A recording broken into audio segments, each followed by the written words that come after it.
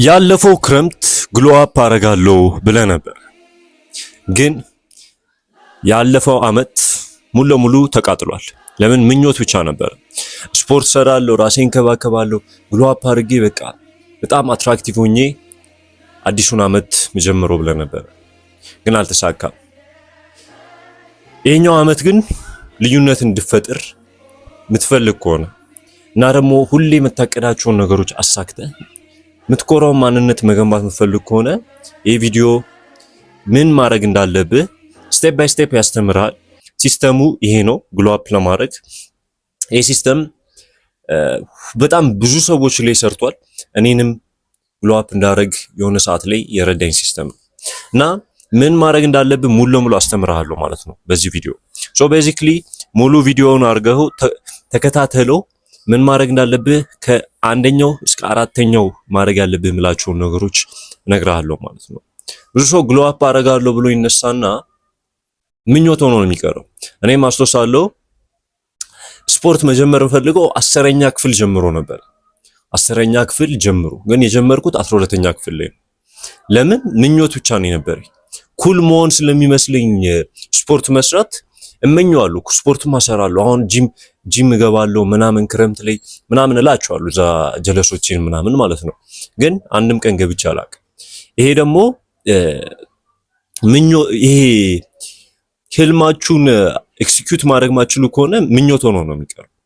ለዛ እናንተ ከሁሉም ሰው ተለይታችሁ፣ ሁሉም ሰው እኮ አቋሙን ቢያስተካክል መልኩን ጸዳ ብሎ ምናምን መግባት ቢጀምር ደስ ይለዋል። ግን ኤክሲኪዩት ማድረግ አይችልም፣ አክሽን መውሰድ አይችልም። እናንተ ከነዛ አክሽን ወሳጆች መሃል ሆናችሁ ያንን ነገር እንድታሳኩት በዚህ ቪዲዮ መጨረሻ ረዳችኋለሁ ማለት ነው። ሶ ቤዚክሊ የመጀመሪያው ነገር የሚሆነው ማለት ነው አሁን እናንተ የሚመስላችሁ በእርግጠኝነት እንደዚህ አድርጉ ወይ የሆነ ነገር አድርጉላችሁ ውሃ መጠጣት ጀምሩ፣ እንደዛ አይደል። መጀመሪያ ከምንም ነገር በላይ የሚቀርመው ምንድነው? መጥፎ ልማዶቻችሁ፣ መጥፎ የምታደርጓችሁ ድርጊቶችን ማስወጣት ነው። መጥፎ ልማዶች ማለት ነው አንደኛ ኢነርጂያችሁ ገለውታል። ይሄ ወዲያው ኢንስታንት ደስታ የሚሰጧችሁ ነገሮች ባሳደዳችሁና ባሯሯጣችሁ ቁጥር ሙሉ ለሙሉ ደስታችሁን የነጠቋችሁ ነው፣ ኢነርጂያችሁንም የገደሏችሁ ነው። ብዙ ጊዜ ዶፓሚን የሚባል ነገር ሰምታችሁ ሊሆን ይችላል። ዶፓሚናችሁ ከቤዝላይኑ ዝቅ ካለ በጣም ኢነርጂ የሌለው ተነሳሽነት የሌለው ተኝታችሁ መዋል ነው የምትፈልጉት። ተኝታችሁ የምትውሉ ከሆነ ደግሞ በፍጹም ራሳችሁ ላይ ልትሰሩ አትችሉ እና ደግሞ አሁን የምነግሯችሁንም የሚቀጥሉትን ነገሮች ልትሰሯቸው አትችሉ። እነዚህ አሁን መጥፎ ብዬ የምጠቅሳቸው ልማዶች ከህይወታችሁ ካላስወጣችኋቸው መለወጥን 10 እጥፍ ከባድ ያደርጉታል። ግሎ አፕ እንዳታደርጉ ሙሉ ለሙሉ ያደርጓችኋል። ድብርታምና ዲፕሬስድ ሆናችሁ ደግሞ ህይወታችሁ እንድትቀጥሉ ያደርጓችኋል። ቤዚክሊ እነዚህ ልማዶች ምንድነው የምላቸው? ኢንስታንት ግራቲፊኬሽን። ኢንስታንት ማለት ቺፕ የሆነ ደስታ የሚሰጡ የውሸት ደስታ።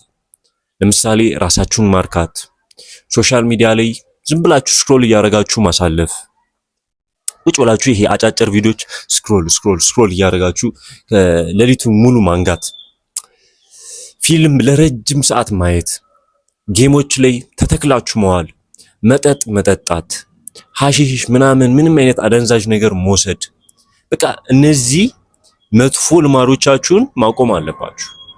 እነዚህ ነገሮች ይሄ መጥፎ አመጋገብንም ጨምሩት እዚህ ላይ።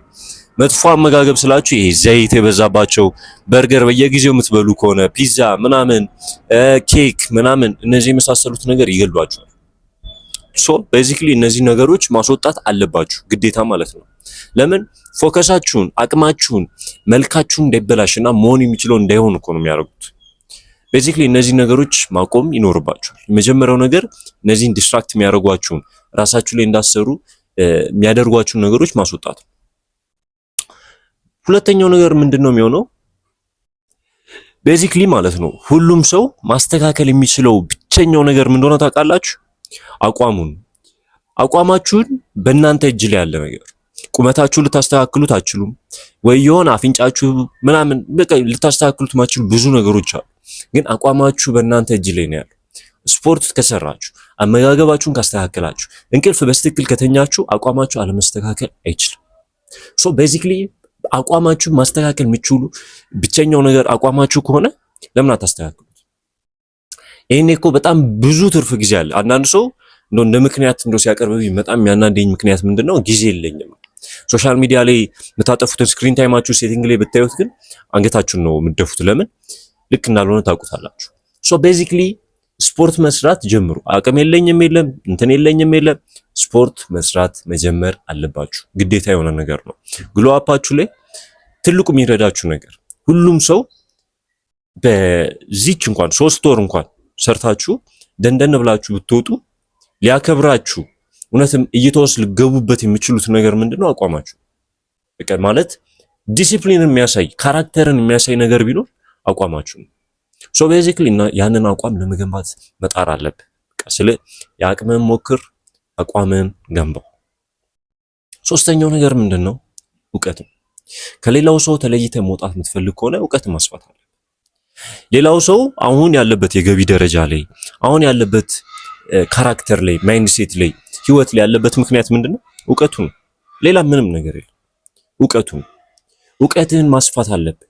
ቤዚክሊ እውቀትን ለማስፋት ደግሞ የሚጠቅም ነገሮች ይሄ አጫጭር ቪዲዮዎች ይጠቅሙኛል ብለህ አታስብ። እነሱ ፍራይ ነው የሚያደርጉ ጭንቅላትን።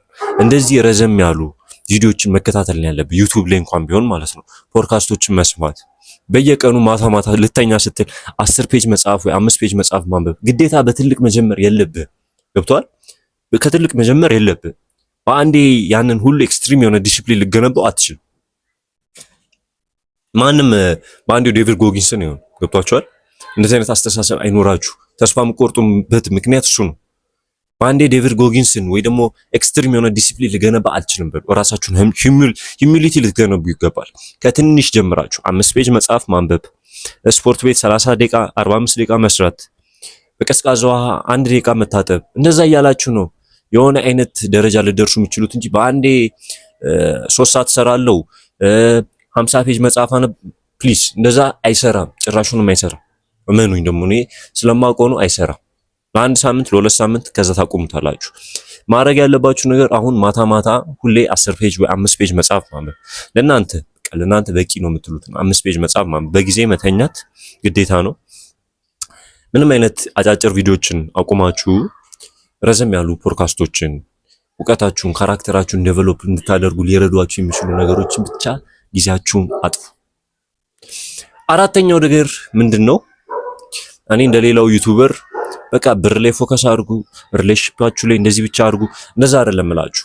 ራሳችሁን መንከባከብ አለባችሁ ግዴታ ነው። እኔ ማለት የፈለገ አይነት ምክንያት ስጡት፣ ይሄ ራስን መንከባከብ የለብም ወንድ ነህ እኮ እባክህን። እኔ ስለ በጣም ከሚያናደኝ ሰው ደግሞ ይሄ ነው። ለመሰላችሁ ትክክለኛ ዲሲፕሊን፣ ትክክለኛ ወንድነት ምን ማለት ነው? ዲሲፕሊን ማለት ነው። ዲሲፕሊን ደግሞ በምንድን ነው የምትገልጹት? ተኝታችሁ ምግብ እየበላችሁ እኔ ወንድ እኮ ስለሆንኩ ራሴን መንከባከብ እንደዛ እያላችሁ ነው ዲሲፕሊን የምትገልጹት? እባካችሁ ይሄን አስተሳሰብ አስወጡትና ራሳችሁን ተንከባከቡት። ለእናንተ የሚሆን የፀጉር ስታይል በቃ ለእናንተ ፊት የሚሆን የፀጉር ስታይል ተቆረጡ። ሃይፐር ኮምፒቲቲቭ የሆነ ጊዜ ላይ እንዳለ ማወቅ አለባችሁ። አለባበሳችሁን አስተካክሉ። በቃ የተሻለ ሰው ሆናችሁ መገኘት አለባችሁ። ግሎ አፕ እንድታደርጉ ውሃ ጠጡ። በቃ ማለት 2 ሊትር እስከ 3 ሊትር ውሃ ጠጡ። እንቅልፋችሁን በጣም በስትክክል ተንከባከቡት። አመጋገባችሁን ሄልዚ አድርጉት። ሄልዚና በቃ ኒውትሪሽን ያለው ነገር ተመገቡ። እባካችሁን ይሄን ነገር አስተካክሉልኝ። ቤዚክሊ ለእናንተ አሁን ይሄ ቪዲዮ ከጠቀማችሁ ይህንን ሁሉ ነገር ኤክስኪዩት እንድታደርጉት፣ ራሳችሁን ማርካት እንድታቆሙ፣ መጥፎ ልማዶቻችሁን እንድታስወጧቸው፣ አቋማችሁን ቁመናችሁን ገምታችሁ መልካችሁን አይቸው አናላይሲስ ሰርቼ የፀጉር ስታይል ለእናንተ የሚሆን የፀጉር ስታይል የጺም ስታይል ሰርቼላችሁ ይሄኛው ይሄድብኛል የሚለውንም ነገር እንድፈታላችሁ የምትፈልጉ ከሆነ መልካችሁን ደግሞ ግሎ አፕ እንድታደርጉ ኒው ራሴ እንድረዳችሁ የምትፈልጉ ከሆነ አንድ ሜንቶርሺፕ ከኒው ራሴ ጋር እዚህ ክረምት ላይ እንድሰሩ ቦታ ከፍቻለሁ። ከታች ዌብሳይታችንን ዲስክሪፕሽን ላይ ያስቀምጥላችኋለሁ። ዲስክሪፕሽን እና ኮሜንት ላይ እዛ ላይ ገብታችሁ አፕላይ አድርጋችሁ እዛ በኋላ ራይት ፊት ከሆናችሁ እና ኢንቨስት ማድረግ የምትችሉ ከሆነ ጉዞአችንን እንጀምራለን ማለት ነው። የቪዲዮ ከተመቻችሁ ሰብስክራይብ ማድረጋችሁ እንዳረሱ። አመሰግናለሁ።